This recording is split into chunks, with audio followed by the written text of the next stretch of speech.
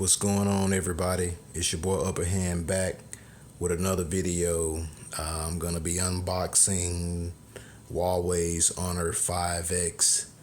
I've already set it up, so I'm gonna have to go through the whole process, but here it is.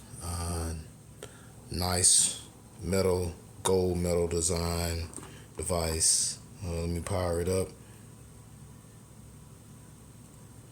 Let you all see that while it powers up. Here is typical stuff here. SIM card, opener, box, USB. I don't think this is, no C-type, just regular USB, micro USB charger port. Here's the brick. Piece goes into the wall or what have you. Booted up pretty quick. Took a lot longer when I first powered it up, but that's typical. I'll close this up and set this to the side, and I guess jump right into it. This is a pretty nice build here. Huawei did a really good job. Very good job. As you can see, it's kind of late. I really wanted to go ahead and stop procrastinating and get this video up, but nice build, like I said. Here is the power button, volume, down and up rocker. Impressive. It actually came with a, I don't know if you can see it, I guess you probably can. It actually came with the screen protector on it. That's pretty good. Protect the screen. Another thing here I kind of wanted to show off a little, brag a little, I guess. 2 slots here, dual micro SIM. It's kind of typical for devices now, not some of your notable flagship, but a lot of international devices and a lot of like blue devices come with the dual SIM. But the good thing about this is that it takes the dual SIM and it also has a micro SD card slot. But the trick to all this, I think a bragging thing would be to talk about the actual, I'll get it out in a second, the actual dual SIM. One is a nano SIM and one is a micro SIM. I don't know about you, but myself, I tend to have a few devices I'm always switching out, and some of the newer devices are coming a lot days with the nano SIM, and some of your newer flagship devices are coming with the nano SIM still. Some of your other devices still accept the micro SIM, but I mean, I have the nano SIM myself, and I'm always having to add the actual adapter to make it go back and forth between nano and micro. So that's a pretty good deal. I thought that was pretty cool. Let's look at some of this stuff here. Typical stuff here. Google, no app drawer, so you can always go install one, download one from the Play Store, but it's no app drawer. It has some top app stuff you can add in here. Tools, do some stuff with this. Let's check out. I saw something here I wanted to show you as well. Guess I would have to power it, turn the screen off, turn it back on. From the lock screen, it actually has a feature where you can like swipe up versus swiping down. Swipe up has camera. You can go quick access to camera. You can also kind of set in the settings what you would like to be able to use without having to put in a password here. But you got your flashlight, calculator, voicemail settings, and all this good stuff, covers. But you also have the same thing here. Well, not the same, but you also have the usual notifications here. But you also have a shortcut here as well, where you can go in and kind of edit this stuff, and you got your typical Wi-Fi, Bluetooth, quick shortcut settings, auto rotate, sound, the typical stuff. Flashlight again, GPS on and off. But I like this screenshot button here. You're able to take a screenshot without actually holding down the power and the volume button that you typically have to do on most devices now, until Marshmallow has that feature on the Nexus devices where you can kind of hold down the home button and just hit share, but that's not here yet. But let's get into something else. Let's look at the settings and see what's different. Is it anything new? Okay, they have the dual SIM management here.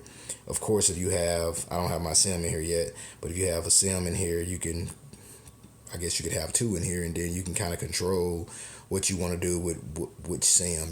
Maybe one SIM is for messaging, one SIM is calling or what have you. You can kind of adjust those settings here. Also, you got Wi-Fi. That's typical. We're not going to go into that Bluetooth data traffic stuff. That's all typical stuff. More get in here. Nothing new. Home screen style. Sorry. Current or simple. A standard or simple. I'm sorry. That's different. That's not typical with typical, clean Android without all the bloatware software on it. I think standard is cool for me.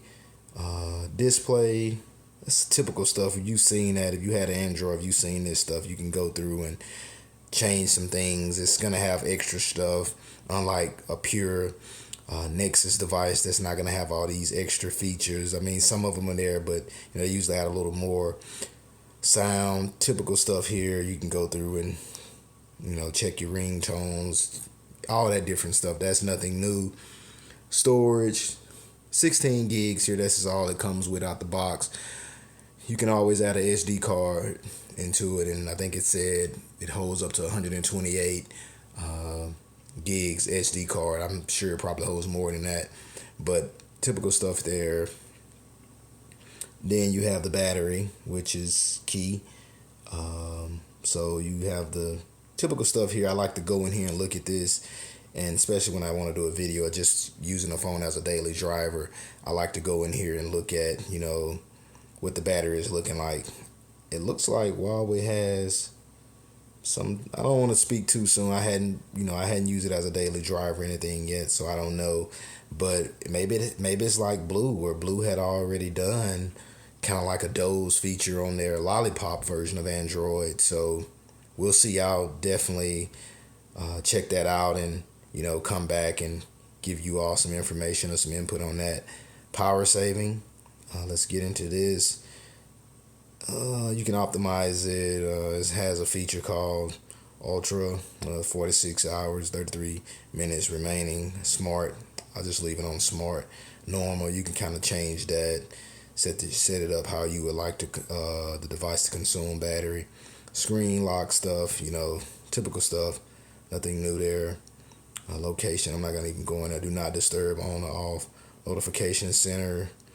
I guess you could go in here and kind of set up what you would like in your notifications. I'm not going to go into that. I'm not a big fan of that. I used to just kind of use it how it is set up out of the box. Fingerprint ID. This is, I guess, worth mentioning. It's not normal or typical like some of the other devices that just have the fingerprint scanner. This fingerprint scanner, I mean, you can go back to home. It's a little different. It's the fingerprint scanner is on the back, so I mean, I guess you tap in it, you can go back home. I guess that's a pretty cool feature. I kind of like it when the fingerprint scanner is on the front and you using it as a home button versus being in the back. But you can take a photo, a video with the fingerprint scanner, answer calls, stop alarm, go to recent apps. I mean, it's a lot you can do with it. I think that's a bit much, and I think they're kind of stretching it out a little. But I mean, it's to each his own. Maybe you could try it out. Maybe you'll like it. To me, I'll probably just kind of turn on the home feature. I think that's pretty cool. I like that.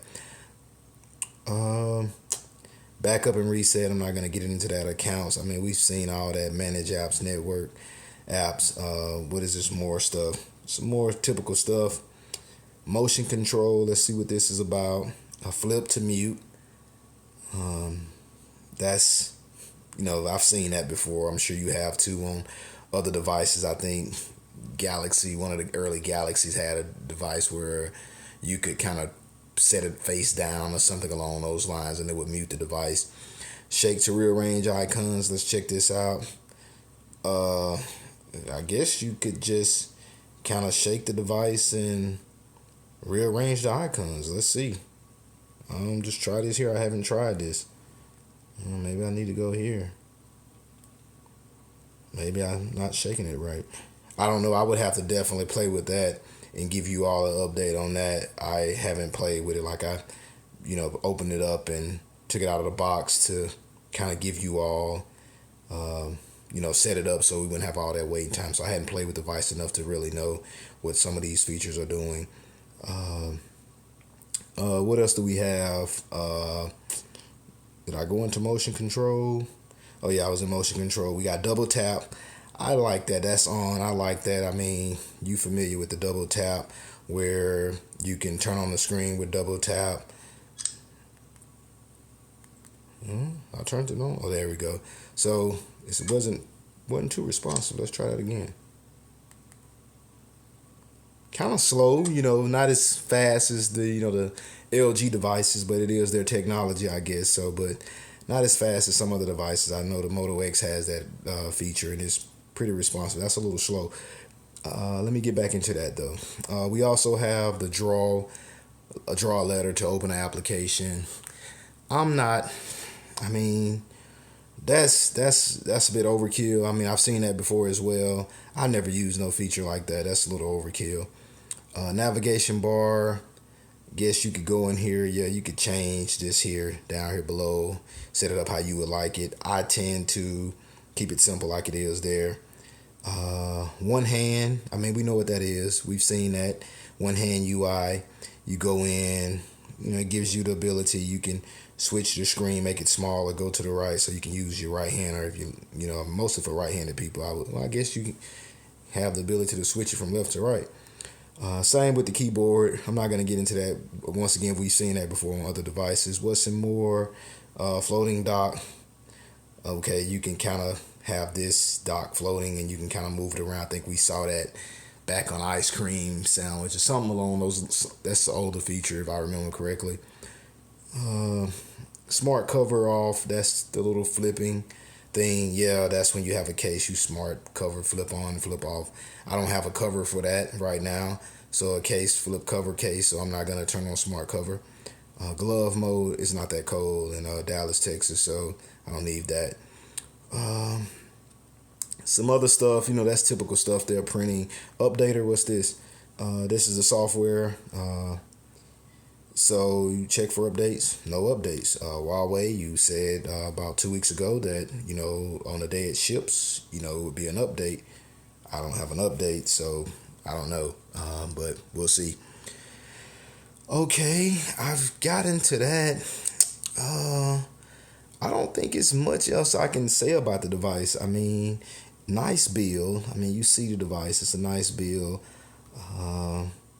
It's nothing else that I can really get into because I hadn't used it as a daily driver. I've read, that it's supposed to have a pretty good shooter on the back, but I can't really speak for myself. Me personally, I got the device because I'm a huge fan of a fingerprint scanner, and to be able to, I'm weak for fingerprint scanner, sorry, but to be able to get a fingerprint scanner, 5.5 inch screen, 2 gigs of RAM. I'm kind of on the fence a little about the 2 gigs of RAM. I think they could have.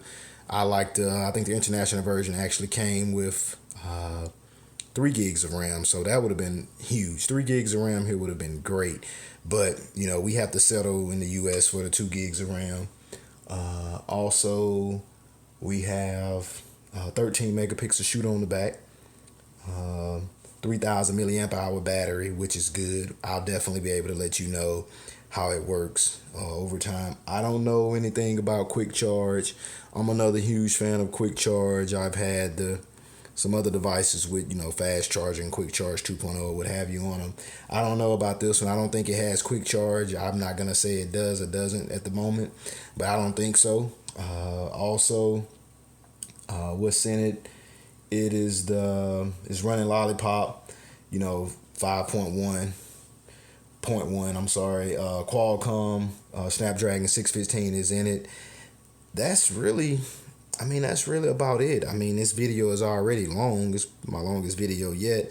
But I kind of wanted to do the unboxing and kind of show you some of the stuff on the device. It's clean. I mean, I don't know if you all can see it.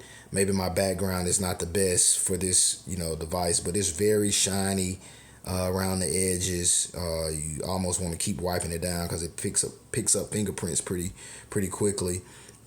Fingerprint scanner is supposed to be really good. Huawei's talked a lot about that. Supposedly use 6 different touches, it automatically registers that fingerprint.